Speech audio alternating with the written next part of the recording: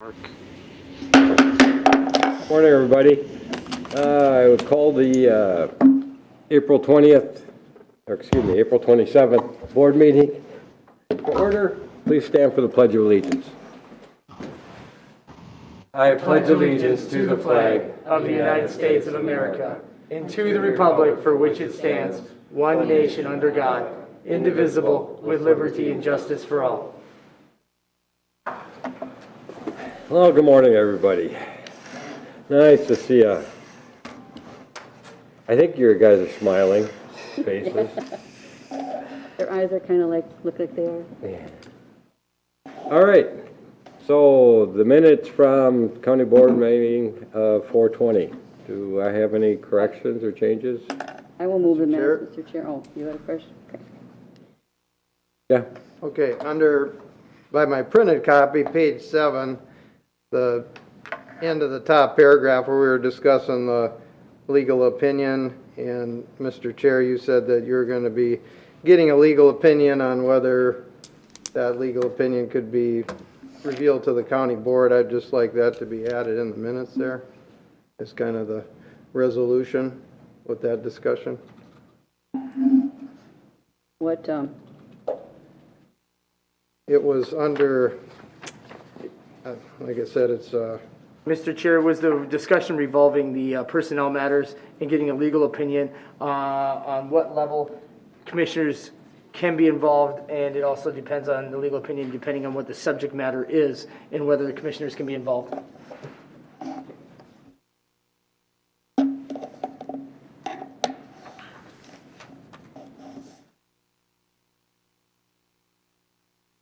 All right, so you just want us to have, you want my name saying that I wanted well, that's legal kind of opinion? That's kind of how we concluded it, Mr. Chair, was you were going to get a legal opinion on the legal opinion as far as whether it could be released to the county board members, and that wasn't in there. Okay. Get that corrected. I will approve, or move to approve the minutes with that addition. I'll second that. Mr. Chair, just want to make for clarification, I think that would go under the last sentence of the page 7, top paragraph at the very end where it says regarding employment, and then just adding another statement to the effect that the chair will seek legal opinion. That seems like a logical spot because that's where the discussion was before moving back on to other building related items. All right. A motion by Commissioner Hewsome, second by Commissioner Ketchmark. Any other discussions? Hearing none, all those in favor say aye. Aye. All same sign, motion carries unanimous. Review and approval of the agenda. Does anybody have anything to add to the agenda? Mr. Chair, I'll make a motion to approve today's agenda as presented. I have a I'll motion? second that. Motion by Commissioner Vetch, second by Commissioner Hewsome. Any further discussions? Hearing none, all those in favor say aye. Aye. Opposed, same sign. Motion carries unanimous. Consent agenda. Does anybody have anything they would like to remove for further discussions? Mr. Chair. Commissioner Ketchmark. B as in boy, 1 under warrants, just 2 things, one for clarification and one for inquiry discussion. Okay. Anything else? Anybody else? You want to make a motion then, Commissioner Ketchmark? I'll make a motion to accept the consent agenda with items under B1 pulled. Okay. I'll second that. Motion by Commissioner Ketchmark, second by Commissioner Hewsome. Any other discussions? Hearing none. All those in favor say aye. Aye. Motion carries unanimous. Commissioner Ketchmark. Yes, thank you, Mr. Chair. One entry that I saw for $2,400, it was listed as Regents of the University of I did some checking into that and found that that was training that Health and Human Services personnel went to, 3-day training at the University of Minnesota, and there was a grant noted that covered the expenses for that. And that's a clarification. I couldn't tell from Regents of the University of Iowa what that was. That's further into that. And the next thing, only other thing, there was a fee of $500 paid to somebody for install and remove buoys. And doing some checking, because I know we've county employees that deal with buoys, I found that it's a private contract basically with the Lake Pulaski Association, in which Wright County is basically a fiscal agent for a lake association. I was going to inquire with the board of how many associations we act in that role throughout the county, or if there's other associations that we do that with. Yeah, There are a few of them, all the lake associations we have to deal with, whereas our fiscal agent. Yeah. But there's somebody that knows, yeah. maybe. Mr. Chair, Commissioner Ketchmark, there are a handful. We have 2 organizations that we do payroll services for. And then there are, I want to say 4 or 5 additional that we do accounting services for, which basically entails cash management. We deal with their banking accounts. It's commingled with the rest of the counties, but we provide reporting services and we cut checks on their behalf. They approve it at their board, give us the information, and we process it. Well, thank you, Lindsay. I had 2 questions on that, Mr. Chair. Go ahead. One, are we required to do that if they ask? And is that a paid service that we provide? We have agreements in place for the majority that it's a nominal fee. It's $25 a month that we charge these organizations to provide the service. And my understanding historically was that the board just said, yeah, let's do it. It's okay. Let's do this fee on their behalf. Okay. There is one organization, which is the Highway 55 corridor. We provide that service at no charge. We are one of the larger participants in the Highway 55 corridor, and as part of the joint powers agreement, we committed to providing those services. So going forward with this new ERP, that's going to have to be something that's coded in there, and the associations can come and go. Yes. Unless either party, either the lake improvement districts or the county decides otherwise, we are continuing as status quo. Okay, that's all I had for inquiry on this, and thank you. For future, possibly a future agenda item or maybe a workshop, I'd like to look at that a little closer. Well, one of the things regarding the lake associations, we collect their tax for them, correct? Correct. Mr. Chair, just clarification, make sure we're just differentiating between lake associations and LIDs.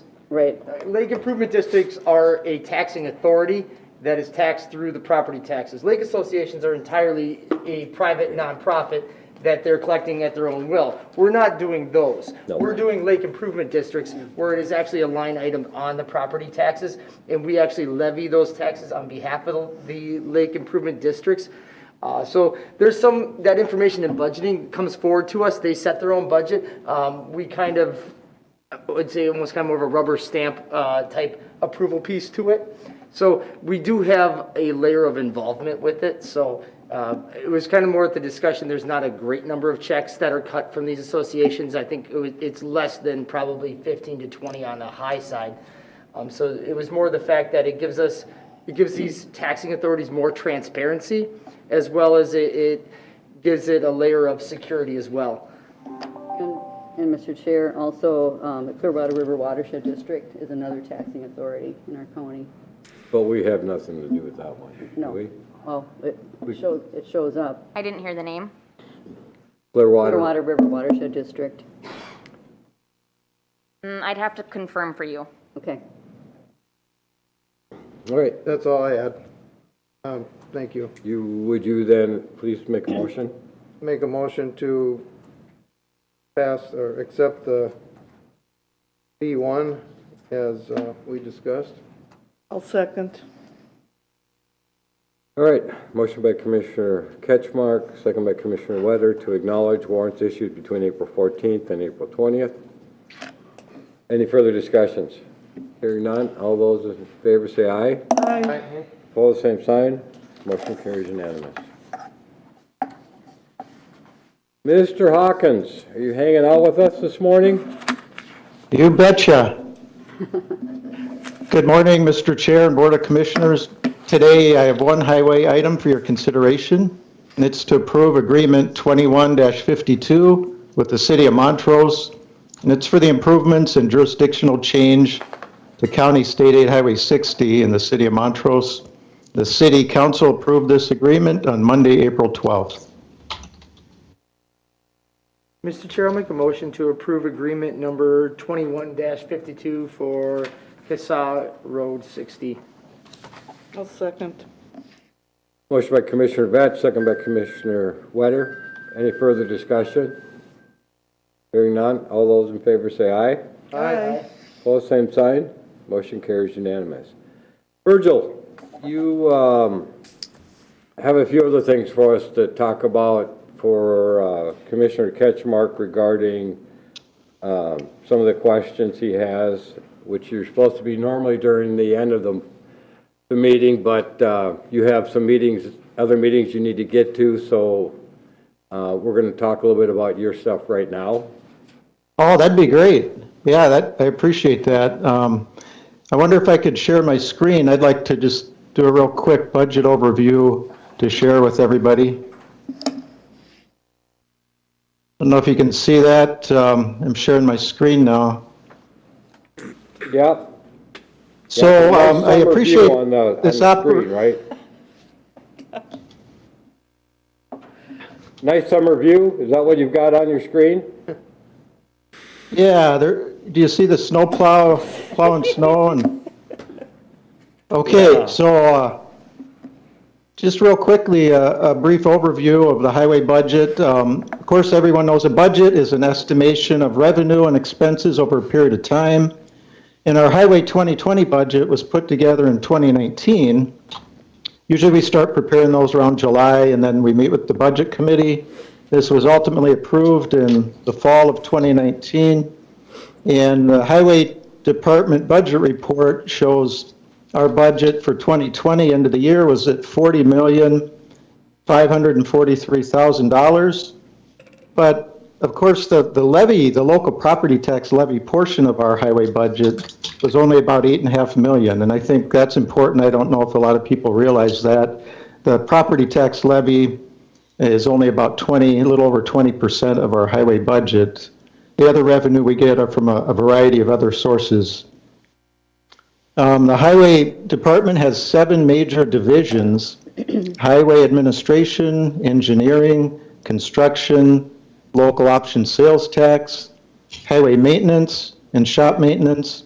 And then we have another highway sign division now that it wasn't part of our 2020 budget, but it was set up. And now for 21 and future, have a separate line items for that too. But I'd just like to point out that the majority of our budget for a highway is construction related. About 2/3 of it go to highway construction, and is reflected here in the items for local option sales tax and highway construction. With that, just briefly, our highway maintenance division, responsible for all road and bridge maintenance activities. We have 26 full-time employees. This division is led by Steve Meyer, our maintenance superintendent. And we cover the most visible things, of course, are snow and ice control, but also we do pavement maintenance, patching, crack sealing, traffic control, roadside mowing, and culvert repairs and replacements. Highway engineering division, another major division we have. There's 14 full-time positions. That 3 vacancies right now that we've kind of had perpetual. But this division does surveying, design, reports, permits, right-of-way acquisition, construction inspection, testing, and administration for our annual construction program, which varies between $14 and $26 million a year. This division is led by Chad Hausman, our assistant highway engineer. And then I think the most important division we have is our highway accounting division, because we have a lot to keep track of. And Patsy Watashik is our highway accountant and does a great job for us in this regard. We have two full-time positions in this department. Shop maintenance and equipment division, we maintain a combined over, I think, 400 between vehicles and different types of equipment, 400 units from 7 other departments. We have 7 full-time positions in this division, and it's led by Brian Jans, our shop superintendent. And with that, I did get a list of questions late last week that our supervisors met and we went over, and there were 17 of them that we addressed, and I understand that 3 of them want to be talked about in a little more detail, which we're prepared to do today. Commissioner Ketchmark? Thanks, Mr. Chair. Thanks, Virgil. Thanks for the overview. And yes, we did send the list over and we had some back and forth and we got it narrowed down to 3 where I just had a little follow-up on. And one of them was the consultant fees that showed 94% over the budget, a figure of 725,000 spent and 375,000 budgeted. And that was kind of connected, I think, to the professional services where there was some fees spent on the LOST program, the local option sales tax. And then if you relate it to personnel, that budget was about 160,000 under budget. And in your background for the consultant fees, you talked about that you weren't able to fill the positions of the 3 engineers. I was wondering, it doesn't say why you weren't able to. Is there a lack of applicants, or what is the status of that now? Yeah, that's a great question, and this is an industry-wide issue, not just affecting Wright County, but all agencies across the state, MnDOT, other counties. There's just a lack of qualified people going into the engineering technician, civil technology field nowadays, and it's highly competitive, and there are a lot of openings for county highway departments across the state, and MnDOT even has trouble filling these positions. So this overrun was expected for consultant fees, because when we had our budget meetings with the budget committee, we didn't want to double dip, as you might say, where we budget for both filling the positions and then the consultant fee amount that we'd need to deliver our program. So we left the vacancies budgeted through payroll and benefits, and we didn't budget what we thought we would need for consulting fees. We just overran. So that's why it shows up that way. Okay, because it shows, if I do my math between what's over and what's budgeted on the fees, and then you take that personnel difference, it's still well over on the fee expense. That I noticed that in my math. But under the lost professional services, is the money that's spent on the professional services in that category taken out of the 9 million that's collected on the lost tax? Yes, it is, and because of the program we have had the last few years, it's almost doubled in some cases of what we'd normally be able to deliver as our own staff. We have to hire consultants for delivering these projects, and we use our own staff as much as possible, but we do have to solicit out for things that include design services, right-of-way acquisition, inspection, construction surveying, material testing, geotechnical, wetlands, environmental reports, intersection control evaluations, Army Corps, DNR, permitting. We're typically able to provide all the preliminary survey work with our own staff, though. Okay, thank you. That's good to hear that we're using most of the in-house expertise that we can. The last thing was the battery budget of all things was $12,000 spent on batteries, 68% over the budget. In your explanation, you talk about higher than anticipated number of batteries in squads and a higher anticipated price for the batteries. Did we identify a certain vehicle, certain year for this? Is this something that'll be expected going forward? I know that sometimes when the vehicles are parked, they're still draining on the electronics and all that. I'm just wondering what's the contributing factors, and did we figure out going forward how that'll be lowered, or? Yeah, actually I did a little further digging into this, met with Brian Jans this morning, and Battery prices were about 10% higher than what we had been seeing in the past. And we did go through more batteries than a typical year, but not just for squad cars, for pool vehicles and other department vehicles. And we attribute this mainly to a combination of the vehicles are sitting now more because of COVID in 2020. They were, and so they'd freeze up. And so we did have a lot more batteries than typical. And with the price increase, we did go over budget on this item. Okay, that's all I had. Thanks, Virgil. You're welcome. Thank you, Virgil, for your time this morning. Have fun at Yep. your next meetings. Thank you. Have a good day. You too. Dr. Mattice, Parks and Recreation. Good morning, Mr. Chair, members of the board. A couple items, kind of housekeeping items. The first one is to authorize signatures by the county board chair and the county administrator on updated agreements with the city of Monticello related to Bertram Park. This would be the joint powers agreement, the operating agreement, and then adopting the Bertram Chain of Lakes advisory bylaws. Every few years we kind of go through them, look at changes, look at updates, making sure they're all consistent. I provided you with a clean and edited copy so you could see what our changes were. These edits were provided to the Bertram Chain of Lakes Advisory Council and recommended for your adoption. Okay. I'm still getting depth. Anybody have any questions? If not, I'll look for a motion. Mr. Chair, I'll make a motion to authorize the signatures on the joint powers agreement between the city of Monticello and the county regarding Bertram Train of Lakes. I'll second that. Motion by Commissioner Vetch, second by Commissioner Houston. Any other discussions, questions? Mr. Chair, I will say the biggest discussion of it was mostly on branding. I think Mr. Mattice will, Yes, we had a lot of branding discussion. All right, hearing none, all those in favor say aye. Aye. aye. Aye. Opposed, same sign. Motion carries unanimous. Thank you. Second order of business is we are the fiscal agent for the Wright County Snowmobile Association. The Wright County Snowmobile Association is all the local clubs that combine into one. We are the fiscal agent for the grant and aid program. We received them. I get to pay. I do the paperwork, sign off, submit it to the DNR. DNR sends us a check, performance-based grant.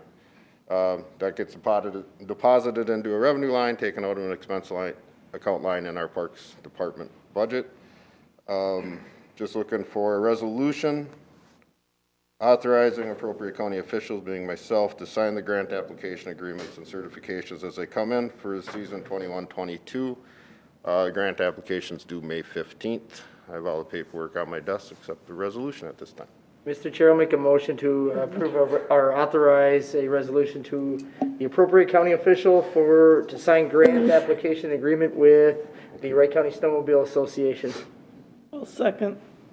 Motion by Commissioner Vetch, second by Commissioner Wetter. Is there any questions, any discussions? Hearing none, roll call vote. Commissioner Ketchmark. Aye. Aye. Aye. Aye. Aye. Resolution carries unanimous. Thank you very much. Have a great day. Mark. You too. Thanks, Mark. Well, we're only running about 14 minutes late. And I don't see It doesn't Captain look like- O'Malley here, No, so he he must have a Well, substitute. Lieutenant, yeah. Morning, Mr. Chair, board Morning. members.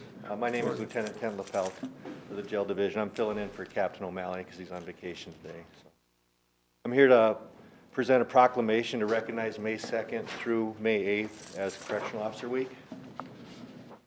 On May 5th, 1984, President Ronald Reagan issued a proclamation 5187, National Correctional Officer Week, in which he called upon officials of state and local governments and the people of the United States to observe this week with appropriate ceremonies and activities to recognize the contributions of correctional officers to our nation. The first week of May has since been National Correctional Officer Week. Correctional officers and employees are capable, committed, patient, and persistent professionals. They serve admirably in correctional facilities all across the country as chaplains, teachers, counselors, supervisors, managers, and directors. They help keep our citizens and communities safe. Correctional officers and employees teach, train, mentor, preach, and cure.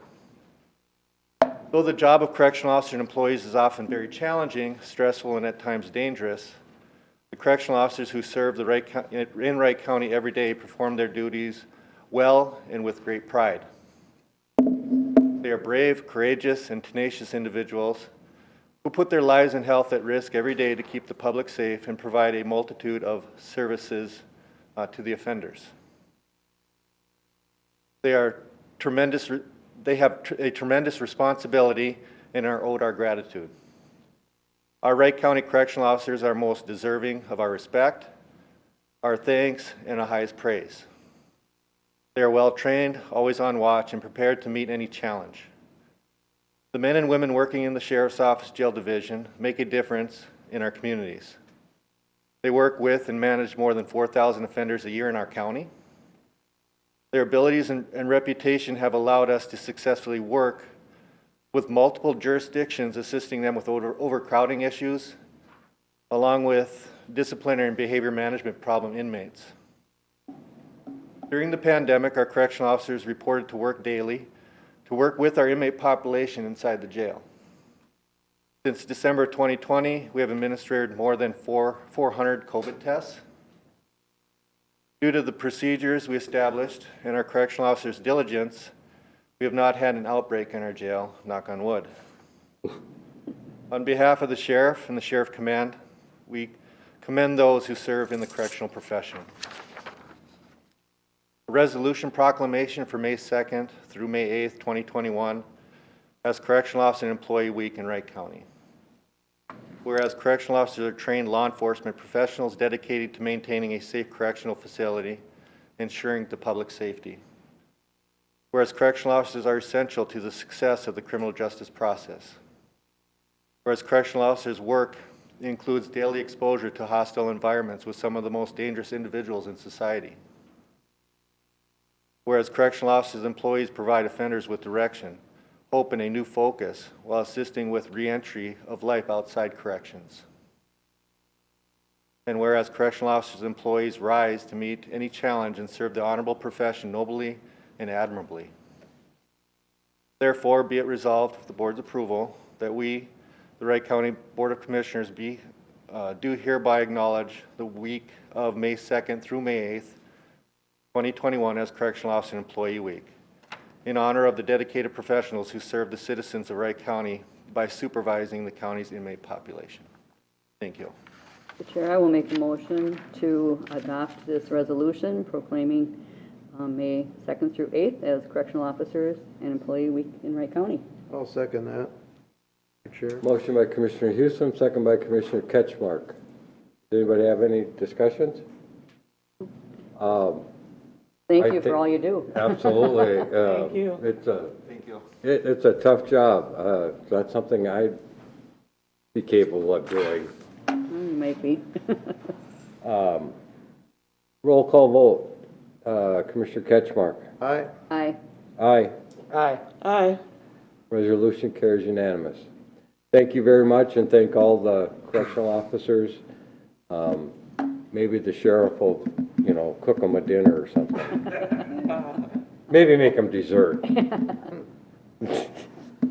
I'm hoping that we'll get this out on our county website on the front page so that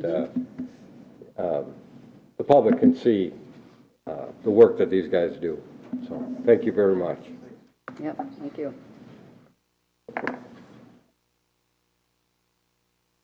Alrighty. Mr. O'Reilly.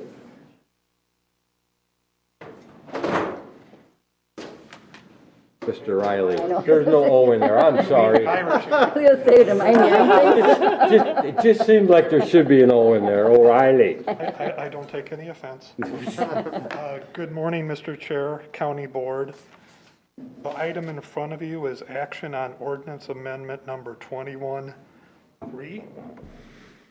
As you're aware, we have a solar moratorium on our solar ordinance. We've had a solar work group working on amendments. This specific amendment was heard by the Wright County Planning Commission. It's been fully through the process.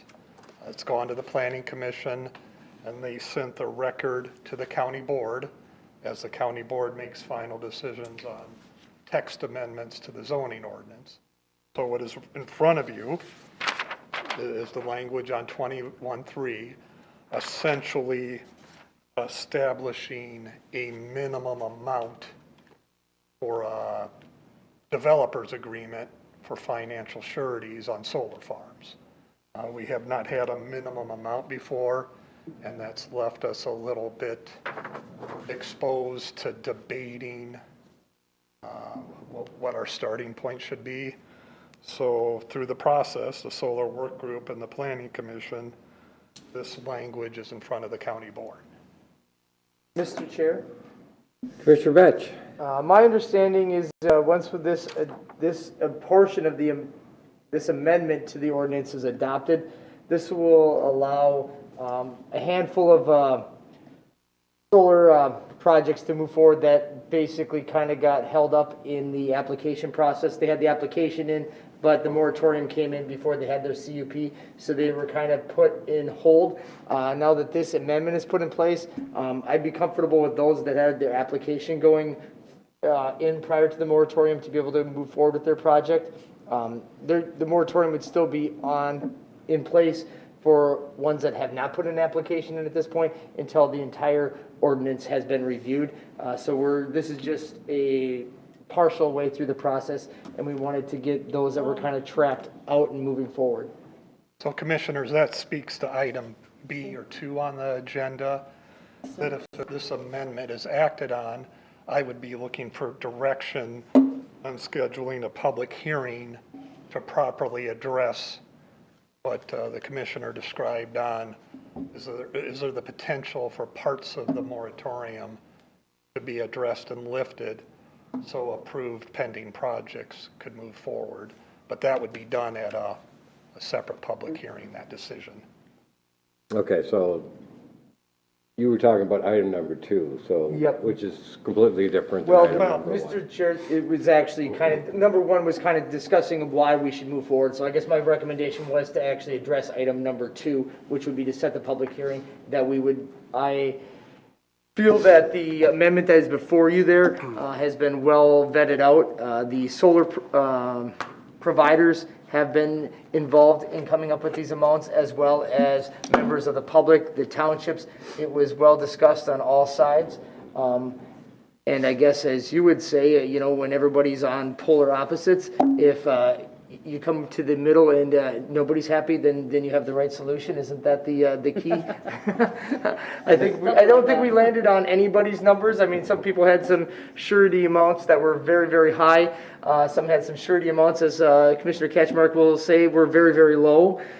We definitely went right in the middle. I think everybody had no super strong objections to them. We walked out of it with the solar providers saying, for the most part, that they were comfortable with that amount. There was some discussion that they would have liked us to allow that amount to be paid in over time. We hadn't adopted that at this time. We're still discussing that may be something that'll come forward later. But to be able to allow these projects to move forward, we wanted to get this before the Planning Commission and before the County Board, so those projects could take place yet this summer. And with that, Mr. Chair, I would ask that we would make a motion to set a public hearing on May 18th. Well, we got to do the first one first. Well, we don't, actually, there is the thing that needs to be done, then to do B. Well, so these are separate requests, so the county board needs to act on the ordinance text amendment. amendment to the zoning ordinance. Do you have to actually adopt the amendment then? Because we can't adopt the amendment until the public hearing has taken place. Well, the public hearing was the planning commission. So what's in front of you today is For us. taking action on the text amendment 21.3 that the planning commission sent you. And assuming you do, then you're correct. That allows moving forward. There would be reason to move forward with scheduling a public hearing Yep, on the moratorium. yep. On the moratorium on that aspect of the Just a ordinance. moratorium On the with our zoning ordinance now having this new language in it if you act on approve the amendment at this time. Okay. So you'd want to act on A first, and then B, directing me to schedule a public hearing.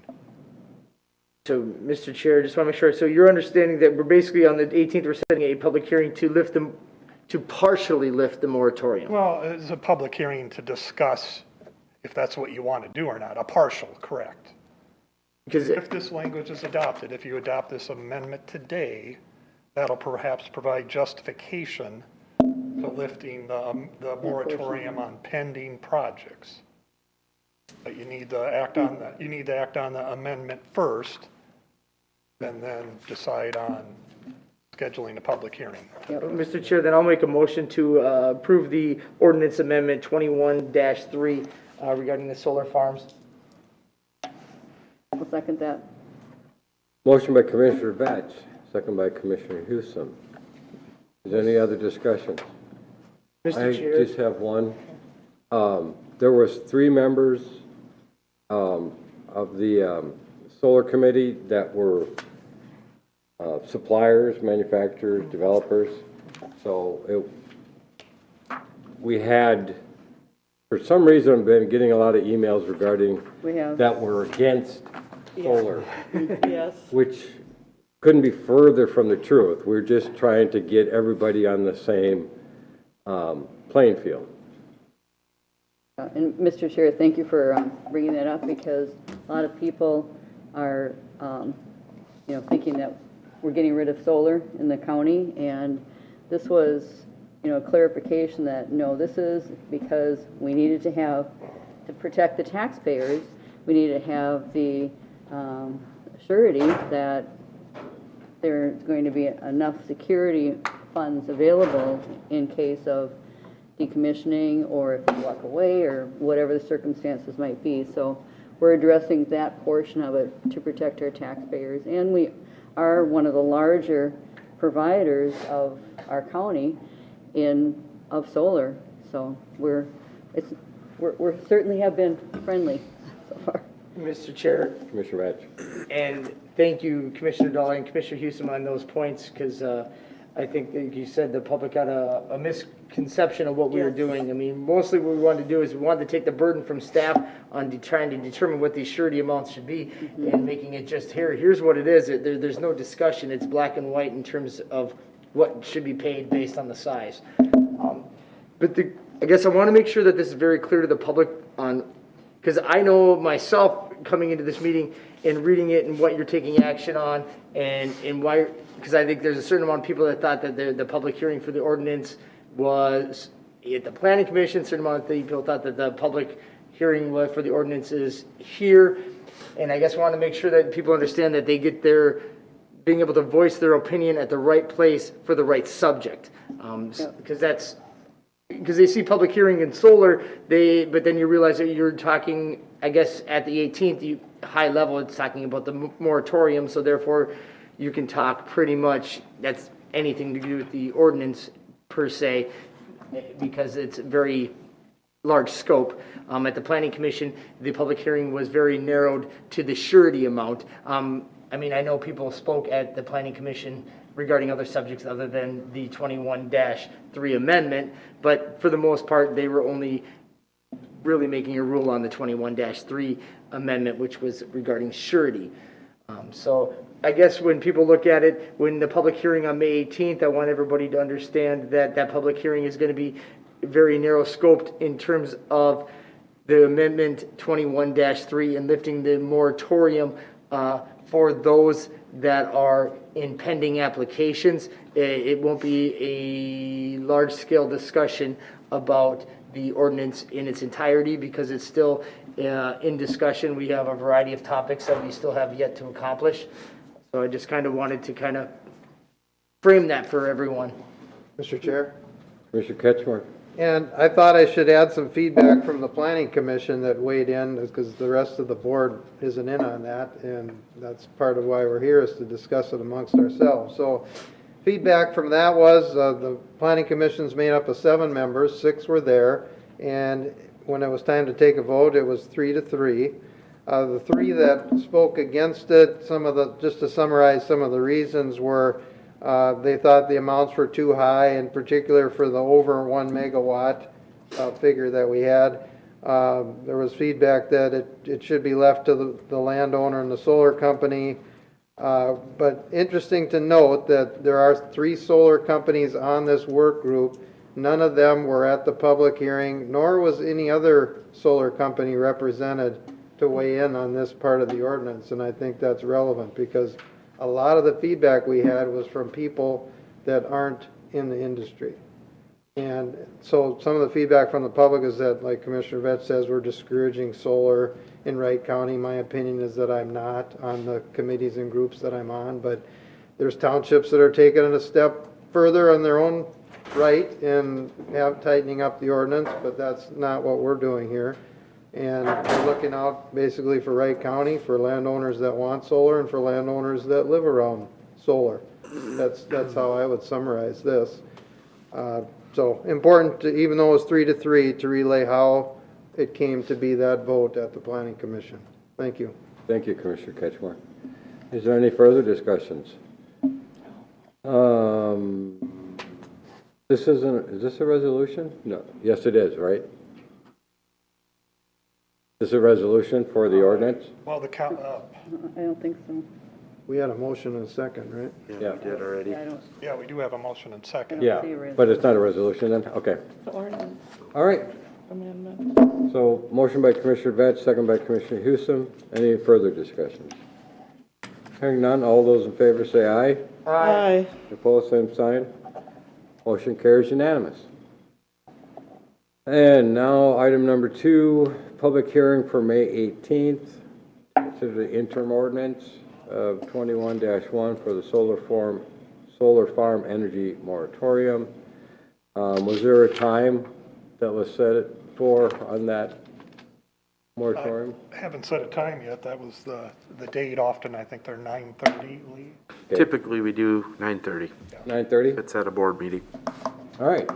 So I'll entertain a motion for public hearing on May 18th at 9:30.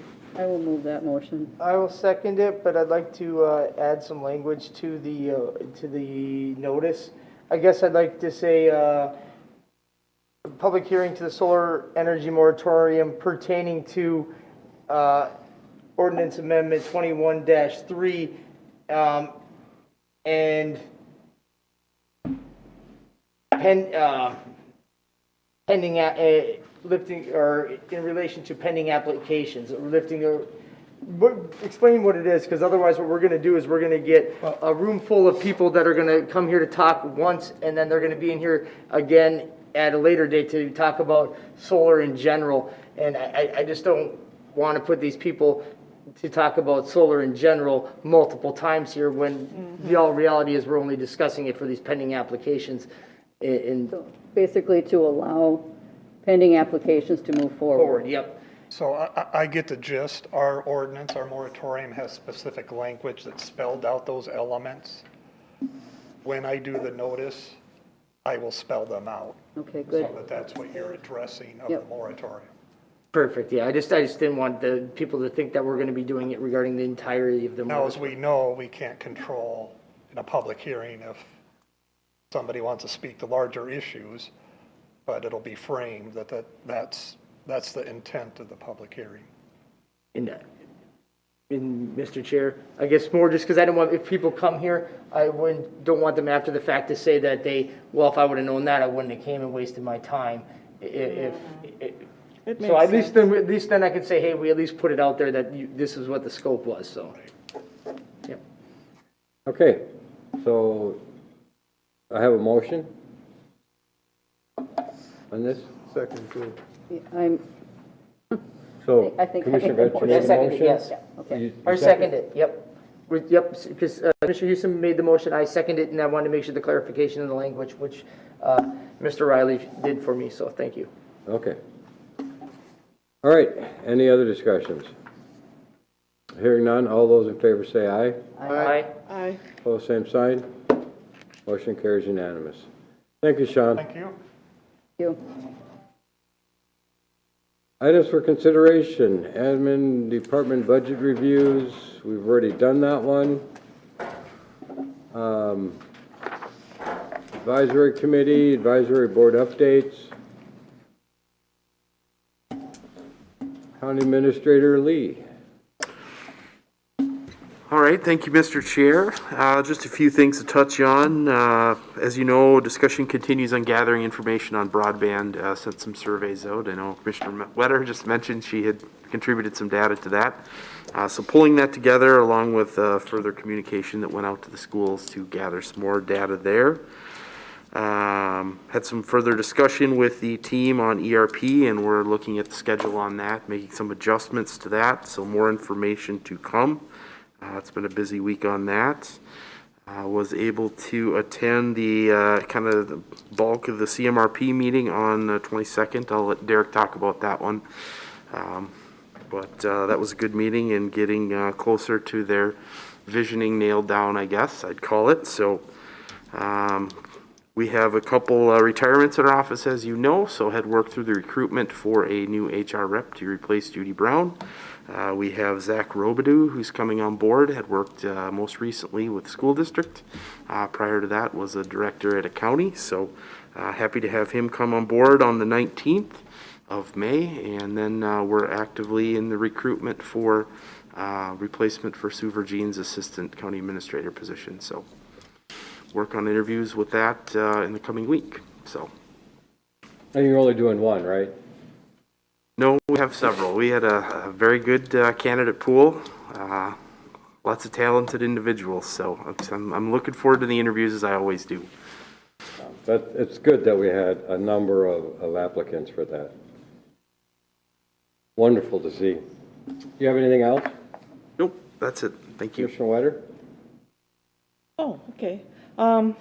Okay, April 21st, I took an online course, Bridging Divides with AMC, and it introduced the Minnesota Collaboration and Dispute Resolution Division. And what it was basically when there's conflict, how do you handle it on the board? Okay, so it was pointed out usually that it's the public's lack of trust and being misinformed. And it was pointed out very decisively that you should learn their concerns and listen to learn and just not to respond.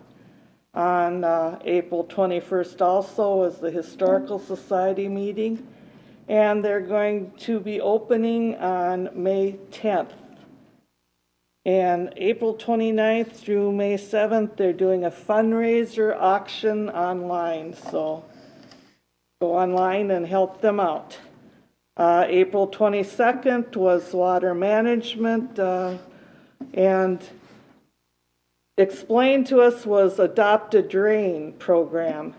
And what it is the One Watershed, One Plan of the North Fork had set some money aside for this initial startup, and it chose Buffalo and Buffalo Lake to actually be the first ones to try this out. It's, of course, Buffalo Lake is impaired with nutrients, and Alicia and I will go and talk to the city of Buffalo to get them interested in it. What they will do, they want citizens to go out there, adopt a drain, clean off the debris on the top, because that's what will add the debris eventually into the Buffalo Lake. Then they would go online and tell what's to a certain group that what they found as far as debris. So the purpose really is to help clean up the lake, and also for community involvement. Then talked about the Mississippi St. Cloud and the One Watershed, One Plan, and the South Fork Crow River One Watershed, One Plan. And they're both applying for grants. And Sherburne's taking the lead in the Mississippi St. Cloud, And South Fork, I guess last year had applied for a grant, and there were 9 grants. 8 were actually received, and they were the one that did not receive anything, so they're applying again. Then we talked about the 12-mile watershed district and their 319 grant. And what it is, I guess it's been accepted. There's money earmarked, and it's coming in the fall, and that will be like ditch 10 and money towards that and some of that area. There's actually 19 projects that have been earmarked for that money. And then April 23rd, I listened to the AMC legislative update, and that was sort of interesting, listening to them talk about the huge divide between the Senate and the House on, of course, policy and how to use the monies, and we'll see what comes of that. And that's it. Thank Go you, ahead. Commissioner Whiter. Sure. So last week I had a handful of different meetings with regarding CMRP, Central Mississippi Regional Planning Partnership, formerly Highway 25 Coalition. So I tell you, over the last 2.5 years that this has been around as CMRP and taking on this task of regional planning, I've learned a ton. And I tell you, I think a lot of people in the group have learned a ton, because regional planning is complex. And I think most people just don't have a lot of experience with it and trying to envision what that should be. And a lot of people go down rabbit holes of thinking it's something that it's not. Because people instantly hear regional planning, they think APO, they think Met Council. And the majority of the times that regional planning is done, and they're not for those purposes. And that is what this organization, and trying to get people to understand that we're going down this regional planning path to really determine things that we can, big, large projects that we can work together on, and we can work together on them without being in APO or being in Met Council. So we spend a great deal of time debunking that myth and getting them to understand we would have to be going at a totally different path if we were going to become one of those. And if this organization ever morphed into being one of those, that you would have to actually go back to your local jurisdiction and reaffirm that with a resolution from your individual board. So it can't just, by you participating, overnight just turn into something you didn't want. So we think we've worked through that, and we're trying to get the public to understand that we're not creating a local Met Council. We're not creating an APO in this area. Right now, we're really looking at 50,000 foot view of projects, whether it's broadband, road connections, and then obviously one of them is a river crossing. And we actually have to work together on a variety of different pieces, whether it's land use, economic growth, and interconnections, for us to be able to solidify funding for these large scale projects. And that's what our large study that we went over the last 18 months, which was our Framework 2030, which was giving us the strategies to accomplish those 3 goals. You know, in simple terms, it's designed so that Big Lake Township, the city of Big Lake, Becker Township, the city of Becker, Monticello Township, that they all don't set aside property that, oh, this is where our Walmart's going to go, or this is where our Target's going to go. It's to look at it and say, well, what makes sense? Where, so it's just planning for the future. Well, Not today, not tomorrow, 10 years, 15 years. especially because a lot of these areas are reaching their municipality boundaries and needing to make sure that when you reach that boundary that you've taken into consideration that what's on the other side of a river or on the other side of a line is compatible. Because the last thing you want is to have an industrial park next to a residential. You kind of want to make sure that it's phased in properly so you don't run into those issues. Or you want to make sure that your infrastructure, your water, trunk lines and stuff are gonna meet up with the growth in the township as it happens. So having good open discussions saves for a lot of heartache later on. One thing I'll say about these, if any of you get those Office 365 analytics and what you spend your time with, I was a little bit shocked to see the amount of time I spent with CMRP, and whether it's via emails and just on your computer. That's very interesting to tell you what projects and what you're doing in terms of work, because it tells you the amount of hours that you spent on different aspects of your work. And I found that quite interesting. Wow. Anything else? No, I'm good. I was gone last week, so I didn't have much going on while I was gone. Okay. Commissioner Houston. Yeah, so I, as part of the Drug-Free Communities Grant, we had a training with CADCA, and that is a National Coalition Academy. It's provider for the drug-free communities. So there was a 4-day training, and I told Lori, our director, that I can't do all 4 days because it's 6 hours a day. So I was there for Monday and Thursday, and it's really excellent training. I mean, one nice thing about virtual world is that one of our trainers was in Hawaii and one was in Pittsburgh, and so you can bring all this information together. But we had many breakout sessions so we could get together with other coalitions and discuss the issues with, this was for the Mentorship, Education, and Drug Awareness Committee.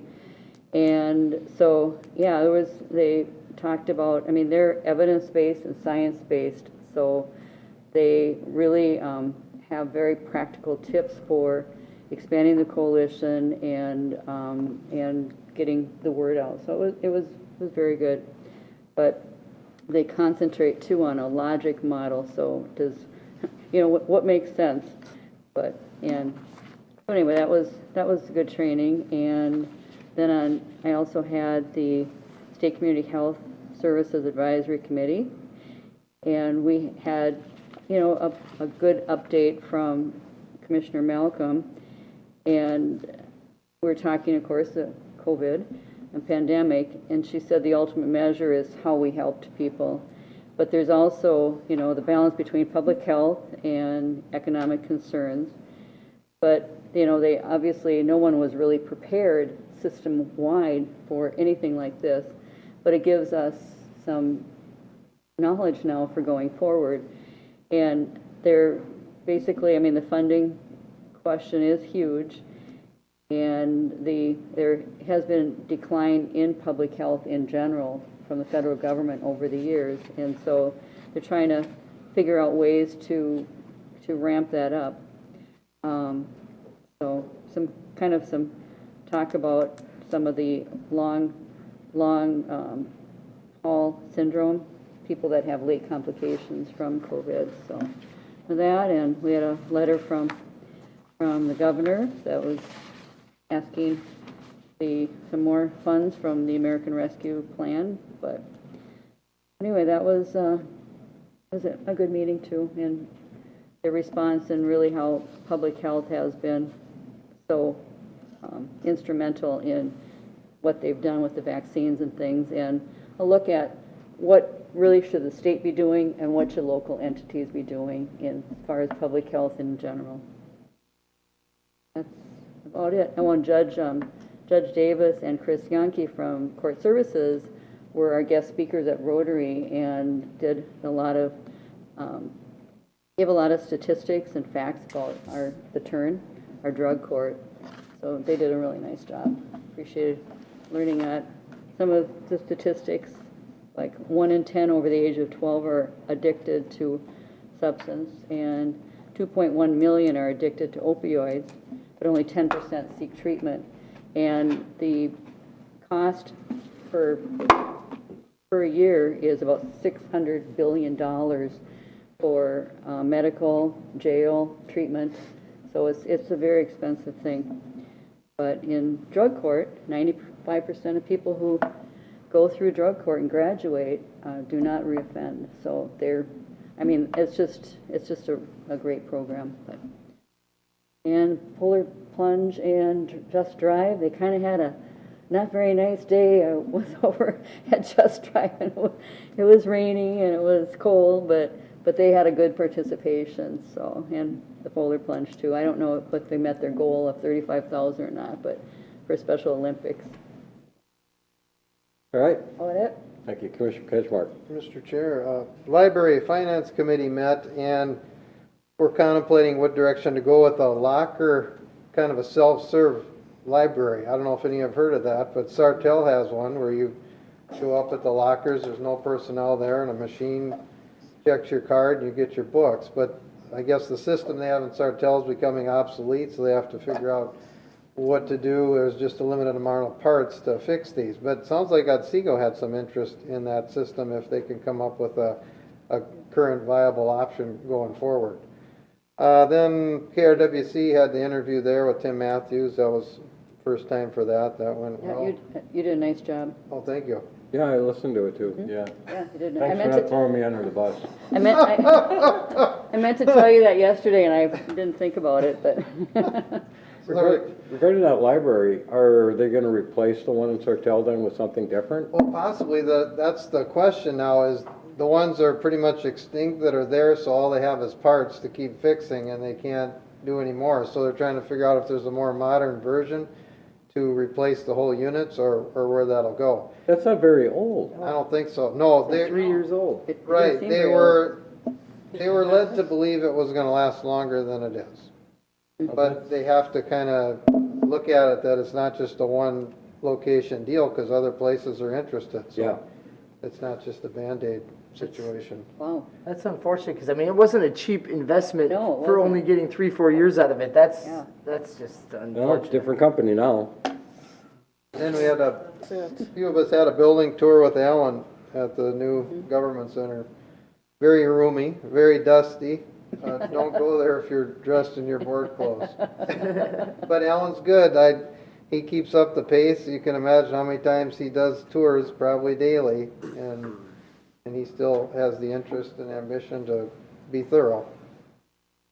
It'll be That's good all. to see it all come together. Did the elevators work yet? No, not yet.